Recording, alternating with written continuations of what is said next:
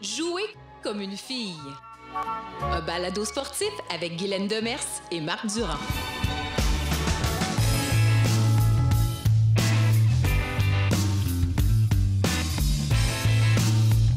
Jouer comme une fille répond essentiellement à deux mots. Pourquoi et comment?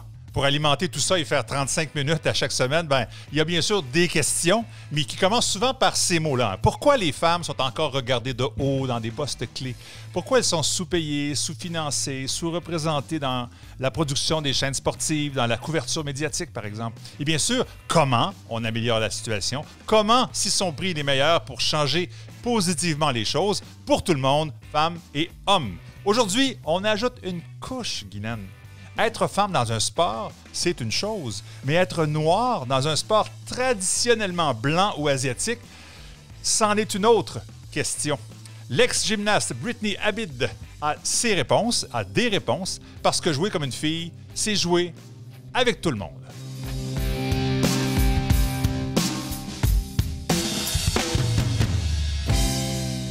Guylaine Demers, bonjour. Salut Marc Durand. Guylaine, très content d'être avec toi encore une fois. Notre 12e podcast Incroyable. balado qui roule à fond de train. Plus de 10 000 téléchargements vidéo et audio. Alors pour ceux qui nous regardent, merci infiniment. Vous savez que vous pouvez nous écouter aussi sur Spotify, iTunes. Je les oublie. Balado Québec. Oui, tout à absolument. fait. Et puis, pour ceux qui nous écoutent présentement, merci. Mais vous pouvez aussi nous voir parce qu'on est sur Facebook, sur la page des Galaxions. On est sur la page des Galaxions tout court, sur le web.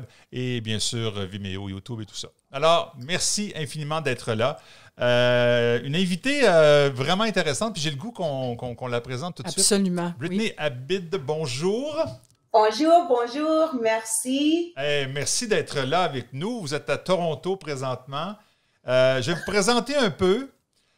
Gymnaste de l'équipe canadienne, professionnelle en danse contemporaine africaine, coach en motivation, actrice, mentor, artiste et entrepreneur. Ça, c'est toute une carte d'affaires. C'est beaucoup de choses. C'est trop.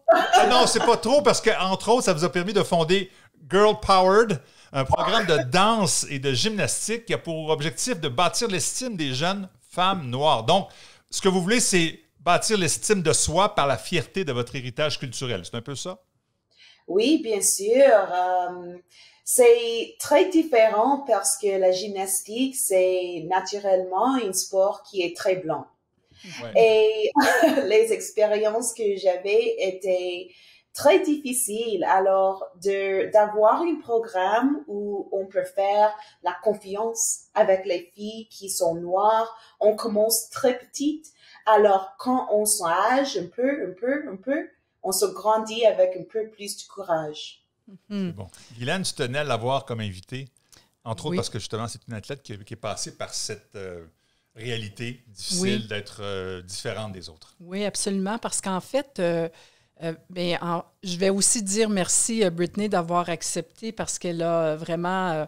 je l'ai rencontrée récemment, puis je lui ai demandé à brûle pour point, viendrais-tu dans le podcast, dans notre balado, en sachant que le français, c'est pas sa langue maternelle, mais... Jusqu'à maintenant, ça va très bien. La tasse que tu tiens, qui s'appelle Fearless, ça convient tout à fait. Elle a dit certainement, je plonge, j'y vais, j'aime les défis. Exact. Mais effectivement, c'est que dans toute la recherche qu'on fait depuis des années sur femmes et sport, et ça suit un peu aussi la recherche féministe de façon générale, c'est que dès les débuts, la recherche a été faite beaucoup par des femmes blanches, sur des femmes blanches. Et évidemment, comme femmes, oui, on a des expériences qu'on partage, mais moi, comme femme blanche, comparativement à Brittany comme femme noire, il y a des choses qui sont vraiment différentes. Et maintenant, ce qu'on essaie de voir avec la recherche, c'est d'aller plus loin et justement le fameux mot intersectionnalité qu'on entend beaucoup ces temps-ci. On parle beaucoup d'inclusion, de diversité. Oui. Mais qu'est-ce que ça veut dire? Bien, justement, ça veut dire qu'il y a des particularités au fait d'avoir été une athlète noire versus moi qui ai été une athlète blanche. Et dans le cas de Brittany en particulier, d'avoir été dans un sport très blanc et qui est encore très blanc. Oui, puis le sport jugé en plus. Ah oui, jugé. Alors ça, c'est intéressant aussi, parce qu'à un moment donné, tes performances, quand c'est du chrono, ben, c'est une chose, mais lorsque c'est l'appréciation de juge... Exactement. Wow. Alors, c'est un peu pour ça, dans le fond, ma première question pour toi, Brittany, parce que j'ai le goût que les gens qui nous entendent, c'est vraiment notre objectif depuis le début. On veut comprendre qu'est-ce que ça veut dire vivre le racisme de l'intérieur. Clairement. Et plus on va approcher vers la fin du balado, là, on va transférer vers des solutions que toi-même tu as mis en place. Mais on va commencer justement. Peux-tu nous parler comment toi tu as vécu ça, d'être la noire de l'équipe nationale en gymnastique? Qu'est-ce que ça a voulu dire pour toi? C'était tellement difficile. Tellement, tellement difficile. J'étais toujours la seule petite fille noire. J'étais là avec ma sœur, alors c'était toujours nous deux ensemble. Mais tout autour, la club, chaque fois que l'on regarde comme ça, c'est tout blanc. Mm-hmm. Et ça, c'est juste quelque chose qui est très différent. Et c'est pas très confortable de vivre comme ça. Mm-hmm. Et aussi, tous les entraîneurs, les coachs aussi, qui sont tous blancs aussi, c'est comme on n'a pas quelqu'un pour parler avec. Mm-hmm. Et il n'y a pas personne qui peut vraiment, c'est quoi le mot, comprendre notre situation. Et beaucoup de personnes pensent que ce n'est pas quelque chose qui est très difficile. Ils pensent, c'est pas beaucoup, ça ne fait rien. C'est pas vraiment un problème. Oui, il n'y a pas de différence, mais c'est très différent parce que moi, comme mon corps est complètement différent, mes cheveux sont complètement différents, mon peau, une couleur complètement différente, et pour ça, il n'y a pas beaucoup d'appréciation pour la culture. Et ça, c'est les petites choses qui étaient jamais là. Et l'appréciation que nous étions différents. Mm-hmm. Alors, avec ça, il y avait beaucoup d'instances où il y avait beaucoup de racisme, beaucoup de discrimination. Et moi, j'ai commencé le sport quand j'étais seulement 19 mois. Ah, mon Dieu, OK. T'aimais ça?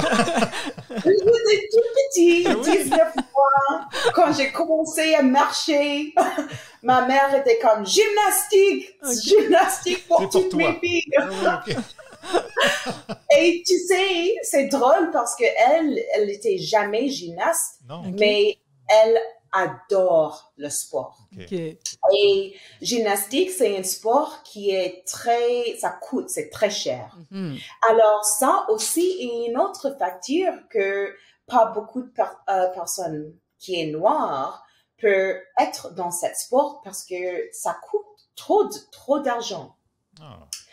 Alors, avec ça, quand j'étais très petite, je ne savais pas qu'est-ce que c'était le racisme, je ne savais pas qu'est-ce que c'était la discrimination, mais je savais que j'étais différent. Mm-hmm. Et ça, c'était les choses que j'étais comme, OK, je suis différent, mais pourquoi? Je ne comprends pas pourquoi je suis dans une...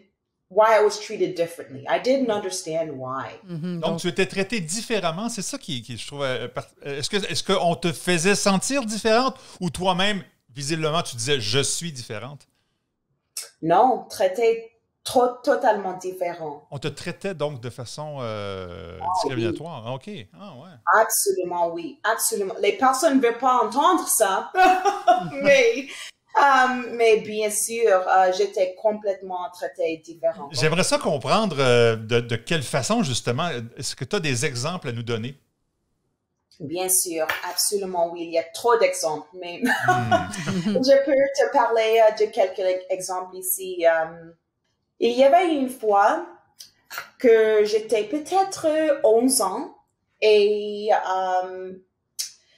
le coach n'aimait pas quelque chose. Il y a toujours tué avec une club spécifique, mais quelquefois, on va à des autres clubs aussi. Mm-hmm. Et j'étais la championne. Do I say that? The champion? Oui, la championne, la tout à fait. Oui. Oui, absolument. J'étais la meilleure. Oui, J'étais la meilleure dans toute l'Ontario, du Provence. Alors, ça, c'est quelque chose qui est comme... Tout le monde était surprise, comme Brittany Habib, elle est la personne qui a gagné tout ça. Like, it's like I came out of nowhere. Alors, tout le monde était complètement surpris et on était très excités parce que après ça, on peut aller au national, niveau national. Alors, ça, c'était le plus bon que, OK, something's happening here, right? Et nous sommes revenus au gym et l'entraîneur m'a dit, OK, toi, Brittany, tu ne peux pas être plus bon que ça. Ah oui. Ça ne fait rien que tu as gagné, que tu es le meilleur. Tu restes ici. Je prends tes amis, your teammates, et on va leur entraîner d'être au niveau national. Non. Non, ça n'a aucun sens. Non, mais je veux dire, c'est quoi son intérêt? Non, mais c'est ça, c'est inexplicable. Mais non, ça, c'est vraiment incroyable. Oui. Parce que, tu vois, parce que j'ai sous les yeux, on a fait des études récentes avec notre centre de recherche, puis effectivement, dans les barrières à la pratique sportive, clairement, bon, le racisme, c'est certain, là, mais aussi tous les stéréotypes. Donc, comme tu dis, les attentes qu'on peut avoir par rapport à une athlète blanche, une athlète noire, puis là, de dire, c'est pas une athlète noire qui va représenter l'Ontario sur l'équipe nationale. Est-ce que c'est vraiment ça que tu as senti parce que tu étais noire? C'est pour ça qu'on t'a pas envoyé faire les nationaux? Tu sais, je ne sais pas vraiment beaucoup. Je ne sais pas pourquoi il a fait ça, mais il ne voulait pas m'entraîner. Il ne voulait pas faire l'entraînement avec moi. Il voulait faire avec toutes mes athlètes qui étaient blancs. Et il m'a dit, tu n'es pas assez bon. Tu ne peux jamais être à ce niveau. Oui, tu as gagné, mais ça ne fait rien. Tes techniques ne sont pas très bonnes et on ne peut pas, I don't know how to say it. We're not able to help you get any further. Like, you've reached your plateau. C'est ça. Donc, tu ne pourras pas être meilleur. Fait qu'il a décidé que là, c'était le meilleur que tu pouvais faire. Écoute, ça m'amène... En fait, effectivement, encore aujourd'hui, on a beaucoup de difficultés à parler du racisme. On commence à en parler plus. Et des mouvements possiblement comme Black Lives Matter ont comme éveillé certaines personnes au fait que oui, il y a du racisme. Même nous, au Québec, le gouvernement n'ose pas utiliser le mot systémique, alors que c'est systémique. Mais je voulais t'entendre sur... Tu sais, on dit tout le temps, pour les filles, les femmes, l'importance d'avoir des modèles. Tu sais, tu le disais dans ton équipe de gymnastique, tu n'avais personne vers qui tourner. Ouais. De tourner, puis on le disait aussi nous-mêmes, pourquoi c'est important d'avoir des coachs féminins? Bien, c'est que les filles s'identifient à leur entraîneur féminin. Ouais. Mais toi, en plus, c'est l'importance d'avoir non seulement une femme, mais une femme noire aussi à laquelle tu peux t'identifier. Et je voulais t'entendre sur l'impact que ça a eu pour toi, l'arrivée de Simon Biles, je ne sais jamais comment prononcer son nom. Oui. Alors, pour toi, l'impact de cette gymnaste-là qui est extraordinaire. Donc, quel est cet impact-là, selon toi, pour les petites filles, mais même pour toi? C'est un grand impact parce qu'elle a changé le nom du jeu. Oui. Oui. Et c'est très important ça, parce que j'ai tellement d'histoires de racisme, de discrimination que personne ne veut entendre. Et Simone Biles a changé tout ça. Elle a montré à tout le monde que tu peux avoir un corps différent. Tu peux être un peu différent, mais être la meilleure. Et il y a une grande ligne de respect. Parce que, une autre chose, j'avais toujours le talent naturel. Toujours. La première fois que j'étais aux Nationals, et les 10 top 10. I'm so sorry. I'm trying my best. non, ça va super bien, là. Fait que oui, le top 10, on dit ça en français aussi, inquiète-toi pas. Le top 10, c'est bien correct. Oui. D'accord. Il y avait 10 filles. How do I say top 10? Top 10. Top 10. Top 10. Top 10. Easy as that. Qui pouvaient aller essayer pour les Olympiques, les Jeux d'Olympiques. Oui. L'année avant ça, j'étais junior. Donc, j'étais niveau junior. Alors, j'étais un peu jeune. Alors, tu ne peux pas faire les Olympiques, tout ça. Et dans ma première étage junior, moi, j'étais troisième dans tout le pays. OK. Troisième. Oui. Alors, ça, that was already like shocking for everyone. How did Brittany Habib jump to this level and come top 3 in the entire nation? OK. Donc, tu es devenue, c'est ça, tu étais vraiment, au niveau junior, la 3e au Canada. C'était ça, absolument. Et puis, l'année prochaine, j'étais au senior. Alors, ça, c'est très grand parce que c'était 2004. C'était l'année où ils vont choisir les personnes pour les Jeux d'Olympique. Et pour moi, mon nom n'était pas là et ils pensaient, OK, oui, elle était 3e l'année dernière, mais quand elle est ici, elle va pas être rien, on ne va pas lui regarder, pas du tout. Aux nationaux, j'étais 10e, out of nowhere, j'étais 10e athlète, everyone's crazy, everyone's surprised. It's like, elle a eu cette, like, I made it. That was crazy and no one expected this, right? Et puis, ils ont fait l'annonce de l'équipe, OK, we're going to have tryouts pour ces 10 athlètes. Et après l'annoncement, ils m'ont pris à côté où personne peut voir ou écouter. Et ils ont dit, Brittany Habib, je sais que tu étais 10e. Toi, tu ne peux pas essayer pour l'équipe olympique. Tu ne peux pas venir. On va prendre numéro 11. Oh mon Dieu. Et qu'est-ce qu'ils ont ajouté à cette, c'est quoi? à cette phrase-là? Ouais, comment ils justifient ça? On ne pensait pas que tu serais très bien. On ne voulait pas te regarder. Et comme ça, tu n'as pas l'expérience, tu ne viens pas. Alors, ça ne fait rien. Bon. Oh my. Moi, je veux juste m'assurer que, c'est un peu ça dans le fond. En gymnastique, c'est un sport jugé, il y a des décisions discrétionnaires qui appartiennent aux entraîneurs.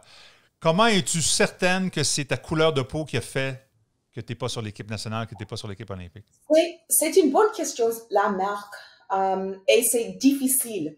C'est difficile parce que c'était seulement moi.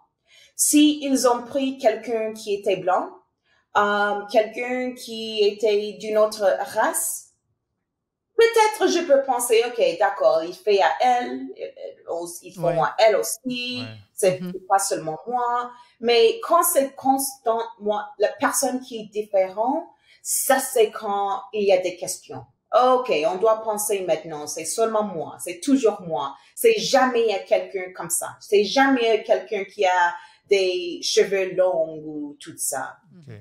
Mais je pense effectivement, en fait, c'est ça l'importance d'entendre des voix comme les tiennes, c'est que quand on prend un événement isolé, on peut questionner, mais quand ça t'a suivi toute ta carrière, mais là, à un moment donné, ça ne devient pas l'exception, mais c'est la règle qui est mise en place, qui fait que si la 10e personne, ça avait été une jeune fille blanche, est-ce que ce serait arrivé? C'est sûr qu'on ne pourra jamais le savoir, mais je pense que l'important, certainement moi comme personne blanche, c'est de comprendre que souvent, ce n'est pas l'événement, mais c'est l'accumulation et c'est là quand on parle de systémique. Puis peut-être que ces gens-là, même qui ne diraient jamais qu'ils sont racistes, qui vont dire non, on le fait pour le bien de l'équipe parce qu'on sait que les juges n'apprécieront pas la performance d'une jeune athlète noire, parce qu'en gymnastique, il n'y en a pas beaucoup, là. Fait que là, c'est de se poser la question, mais je pense que la perception que toi, tu as, que tu le sens, que tu le vis, pour moi, c'est beaucoup plus crédible. Oui. Et tu sais, ça continue.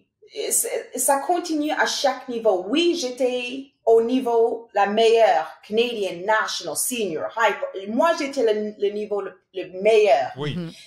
Ça continue jusqu'au niveau plus en bas. Oui. Parce que j'avais des conversations avec une autre entraîneur qui est noire et il avait une athlète qui était moitié noire, moitié mexicaine ou quelque chose comme ça. Elle avait pas le corps qui était très mince comme ça. Et elle était une des meilleures sur l'équipe. Et la même chose est arrivée. Ils ont dit, on va pas prendre elle. Je sais qu'elle était la troisième parce que, I don't know, I think peut-être c'était 1, 2, 3, 4 qui va être sur l'équipe. C'était 1, 2, 3. Elle était le troisième. Ils ont dit, non, on ne va pas prendre 3. On va prendre elle et la personne qui était 5e. Ils ont fait la même chose à elle. Et ils n'ont pas dit, c'est parce que ça, c'est parce que ça. Ils ont juste dit, you know, it probably just doesn't look the best. We're just going to take someone who fits the figure better. Ouais. Even though elle était troisième. Oui. Ils ont dit numéro 1, numéro 2, on va sauter numéro 3 qui était elle. On prend numéro 4, on prend numéro 5. Alors, ça continue. Moi, je suis journaliste, là, puis tu m'apprends cette nouvelle-là. C'est sûr que je fais une histoire avec ça. Je dénonce ça. Je fais un reportage. Est-ce que ça a été médiatisé, ton histoire et celle de l'autre gymnaste dont tu parles? Marc, absolument pas. Alors, il y a des gens qui ont manqué leur coup. Et je parle de journalistes, collègues. Non, sérieusement, je comprends pas. C'est tellement flagrant. Alors, pourquoi ça n'a pas soulevé les passions? On voit des exemples comme ça qui arrivent et heureusement, les médias sont là pour les dénoncer et souvent, ça fait changer d'avis. Parce que j'essaie de voir plein de choses. Je pense à Elizabeth Manley. La patineuse, on se rappelle, patineuse artistique, médaillée à Calgary. Elle avait justement pas le corps d'une patineuse standard ou comme on l'imagine. Puis la fédération l'a brassé pas à peu près, puis t'as pas d'affaire là, puis tu devrais pas être prise, puis bla. Finalement, elle a réussi à passer à travers. Mais c'était son corps, c'était pas sa couleur de peau. C'est ça que j'essaie de comprendre. Comment on pourrait faire pour éviter que la couleur de la peau soit l'argument? Est-ce que ça prend des entraînements? Est-ce que ça prend un comité avec une diversité? Est-ce que tu me suis, Guylaine, là-dessus? Oui, bien, en fait, je pense... Ça, c'est comme... tu sais, quand on parle... un des thèmes qu'on a eu, là, tu sais, au niveau des conseils d'administration, plus on a de la diversité, on va prendre de meilleures décisions. Alors, pour moi, c'est la même chose. Si le sport continue à être jugé constamment par des juges qui sont blancs, et qui sont... Puis le patinage artistique, c'est un beau parallèle parce que ces fameux sports-là qui sont jugés dans le synchro, là, qu'on a des histoires d'horreur en ce moment, ben, c'est la même chose. On cherche toujours le même corps. Il faudrait que tous les athlètes aient le même corps puis fit le modèle. Puis actuellement, le modèle, ben, il est blanc. Il est russe. Oui, et effectivement, bon, c'est une réalité. Le corps des femmes noires est différent pour la plupart des femmes blanches.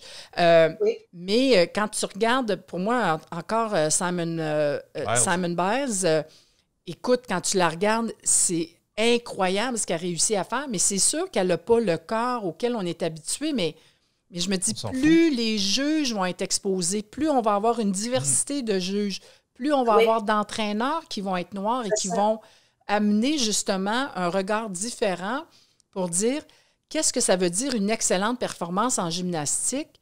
Ça va au-delà du corps. Puis dans ce cas-ci, ce que tu exprimes très bien, Brittany, c'est que ton corps de femme noire, ça a été un handicap finalement. Parce que là, on disait, non, ça ne fit pas le modèle. Là. On ne battra pas les Allemandes comme ça, mettons. Non. Ou les Asiatiques comme ça. Ouais. Et ça m'amène, parce que là, je veux qu'on y aille en disant, bon, tu sais, mettons que moi, je suis une gymnaste noire, puis je t'écoute là, dans le podcast, là, je me dis, mon Dieu, j'abandonne. J'arrête. J'arrête aujourd'hui. Qu'est-ce qu'on peut faire, justement, maintenant? C'est ça. Qu'est-ce qu'on peut faire? Alors, comment tu vois l'avenir? On a besoin de plus de diversité. On a besoin plus d'entraîneurs qui sont noirs. On a besoin beaucoup plus, parce que j'avais une conversation avec l'Association du Canada avec la gymnastique. Et il y avait dans tout le Canada seulement 3 ou 5 juges noirs. Oh my. Les entraîneurs, peut-être 4 ou 5 dans tout le Canada. Ah oui. Alors, il n'y a pas assez de diversité dans le sport. Et si on peut juste pousser ça un peu plus, donner un peu plus de... changer ça un peu. Aussi, on peut changer, avoir plus de personnes qui est intéressées, qui est pas seulement blanc. Ça, c'est une chose qui va être très bonne. Aussi, quelque chose comme le programme que j'ai commencé avec Girl Powered. Oui. C'est un espace qui est seulement noir. Un espace où on peut vraiment encourager les petites filles que n'importe quoi, ton corps, c'est excellent. Tu as quelque chose de spécial. Tu as quelque chose que personne n'a pas. Et ça, c'est un espace où il y a des entraîneurs, les menteurs, il y a mentors. Les mentors. Les menteurs, on n'en veut pas. Menteur is like fake. Yeah, c'est liar, ouais. Yes, exactly. We don't want that. We don't want that.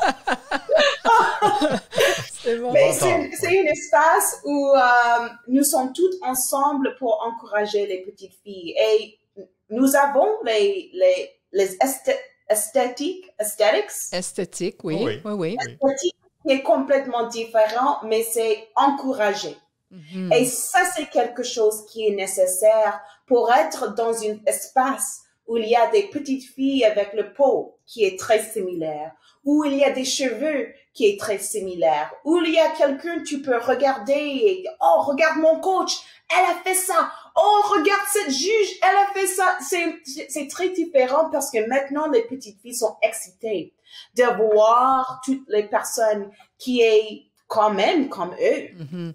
Écoute, c'est tellement similaire, en fait. Tu sais, tous les podcasts qu'on a eus jusqu'à présent, l'impact du modèle de rôle et de s'identifier est extrêmement important. Oui.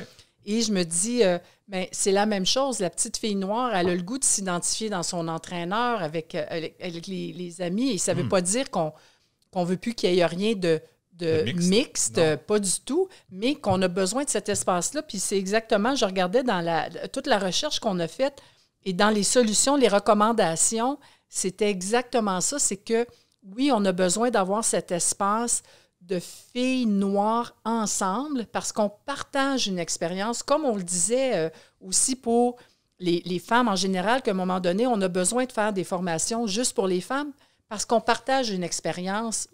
Puis là, on peut vraiment s'entraider, comprendre ce que ça veut dire. Et ça, c'était vraiment très, très présent dans les recommandations. Okay. Et même chose que tu disais, Brittany, c'est qu'il y a vraiment un frein à la pratique sportive pour les communautés racisées par rapport aux coûts. Les coûts, donc il n'y a pas assez d'accès où on va faciliter, en fait, les inscriptions à des moindres coûts, puis parfois même gratuits. Alors, il y a tout un système qui est assez complexe, mais il y a des étapes qui peuvent se faire. Mais pour moi, un des messages importants, c'est que... Et d'ailleurs, Brittany va être dans Conversation 2021. Et pour moi, dans les solutions, c'est d'amener les gens, quand on décide de mettre une solution en place, bien, tout de suite se poser la question, est-ce que sans le vouloir, j'exclus, par exemple, des jeunes filles noires? Par la façon dont j'organise, par les frais d'inscription, par comment... Le message, qu'est-ce que je veux. La publicité peut-être, effectivement. Exactement. Si je mets 5 gymnastes blanches sur mon poster, je ne suis pas sûr que je vais inciter les jeunes filles noires à s'inscrire. Absolument. Est-ce que tu nous parlerais de Girl Powered? Pourquoi tu as créé cet organisme-là? Je pense que tu l'as dit, pour que les filles se retrouvent ensemble de la communauté noire, mais c'est de la danse, c'est de la gymnastique? C'est ça, exactement ça. Je devrais créer un espace où on peut juste être Oui. Je devrais créer un espace où je devrais créer quelque chose que je n'avais pas. Je devais créer une place pour embrasser la culture, la spiritualité. Je devrais créer un espace où on peut juste être très fier de nous-mêmes. Parce que dans ce monde ici, nous sommes toujours la minorité. Toujours. On va on va nager, on va faire jouer un instrument, on va dans la classe. Nous sommes toujours la seule personne différente. Et c'est difficile ça. Alors, un espace où il y a des personnes qui sont toutes ensemble, qui regardent le même, c'est encourageant et c'est une place pour vraiment avoir de la confiance.